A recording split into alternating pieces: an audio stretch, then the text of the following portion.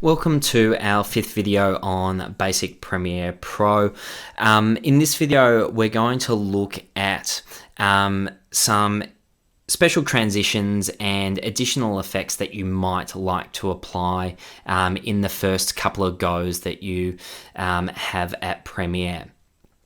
Now, these effects are by no means the be-all and end-all, and that they are extremely basic, but it might be enough to lead you into starting to think about some of the capabilities of Premiere Pro as an editing software. So one of the, I guess one of the more basic things that we can do is manipulate the transitions in Premiere. So where I've got a simple cut between two shots, one thing that people like to do is have a crossfade between those clips. I'm just going to zoom in by hitting plus so I can see those two clips a little bit more closely. And now if I head over to my project bin here, I can go up to the effects tab. And within this, I've got a whole bunch of different effects that I can apply. Now, because I am transitioning from one clip to another, I'm going to go to Video Transitions. I'm going to go to my Dissolve, and because I want one to dissolve into the other, it's called a cross dissolve. So I've just clicked that little icon, and if I drag it over and I hover in between those two clips and let go, you can see it appears there. And if I was to play these together now, we can see that the two clips actually dissolve from one into the other. Now perhaps I want that to be a little bit longer, so I can drag it out just by hovering my cursor over the edge, just like you're able to drag a clip out a little bit longer or a little bit shorter. We can do that with this effect too. Alright, so I'm reasonably happy with that, and that's just one of the, as you can see down here, many transitions that we can use. So everything under video transitions, that's just some of the dissolves, but there are heaps of others. There's the wipes and irises and a whole bunch, and I encourage you to play with some of these just to get a feel of what you think works best. Now if I just zoom out a little bit, I'm going to come to the end of my video, and you can see I've actually made a audio fade out at the end here. Now perhaps I want to do the same with the video. So here, if I go and use the dip to black transition, hover over the end of my clip, let go, click within it and drag it out, now I should be able to fade out nice and slowly. Some other additional effects that we can apply is, I guess one of the ones that people often use are color grading. So if I actually select one of my clips, and if I go up to color, just here, so not at the very top, but over in underneath in my options, I've actually got color options opened up as a separate panel. Here I can manipulate things just like I would in Lightroom. I can change the vibrance to make things a bit brighter, or perhaps a little bit more saturated if I want to add some mood. Bring the saturation down as well. Right, so now I've effectively turned it black and white. That might be a little bit too extreme. Other things that I can do is tint certain colors, so I can make things a little bit more yellow just by selecting within this color wheel certain things, but again I want to increase the mood, so I'm going to make it a little bit colder. And likewise in my highlights, I can change that so that the highlights are orange and then the shadows are teal. I'll probably play around a little bit more with this, but you can see that I've made some subtle changes to this clip compared to its original over there.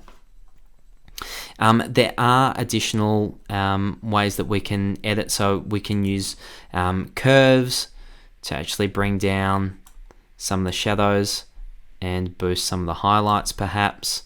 And we can do that for red, green, and blue individually. So perhaps I want to boost my blues a little bit. So once again, I encourage you to actually play with this because it does take a little bit of time and a little bit of finessing to actually manipulate those colors.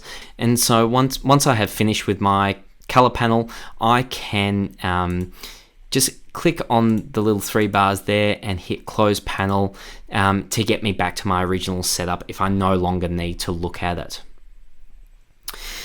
Some other effects that you can apply is to manipulate perhaps the speed or the duration of a clip. Let's say I've got something really dramatic. This one here is probably a dramatic clip. If I right click on that clip, I can come up to speed and duration, and I can actually change the speed by percentage. So if I wanted to, let's say, halve the speed of this, I'm just going to type in 50 for 50% and then hit OK. And it's actually going to expand that clip out.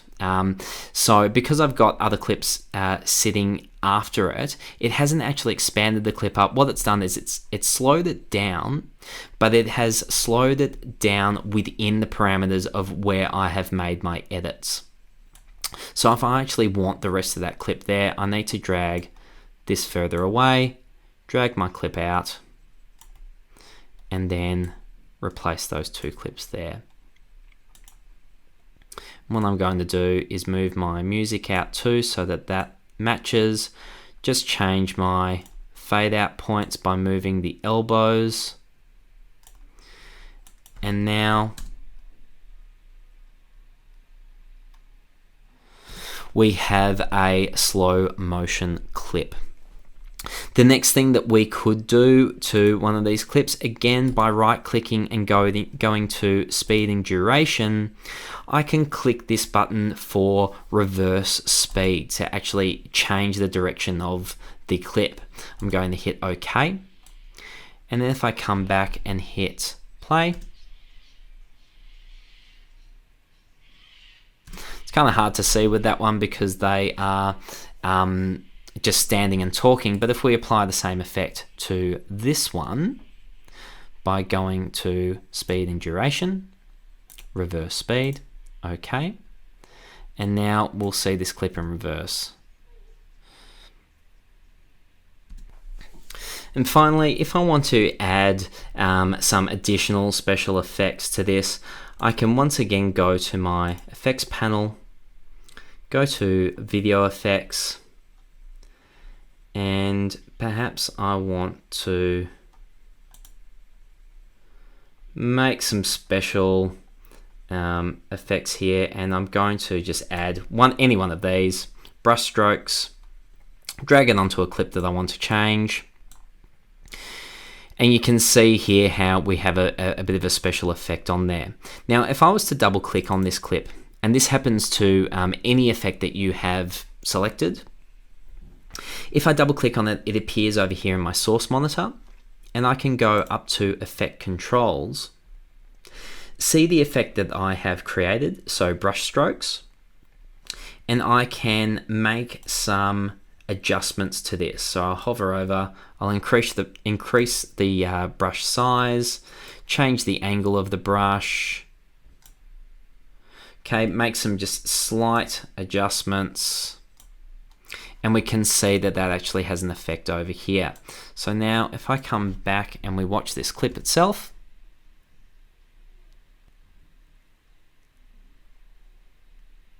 okay, and you probably saw there that there was a bit of buffering because obviously Premiere Pro now has to process additional information, not just the clip itself, but also the effects. So it does stagger a little bit, but it does not affect the overall end result. So that's how we can add some effects to our sequence. A good rule to apply is just because you can apply these effects doesn't necessarily mean that you should. So really think about those situations where a clip really requires an effect. and it's probably going to produce a better result than just dragging in some of these different effects willy-nilly just because they're available to you. In subsequent videos, we're going to look at how to finally export your video. But please do check back to some of the other tutorials to help you with starting out in Premiere Pro. But for now, thank you for continuing to watch this channel.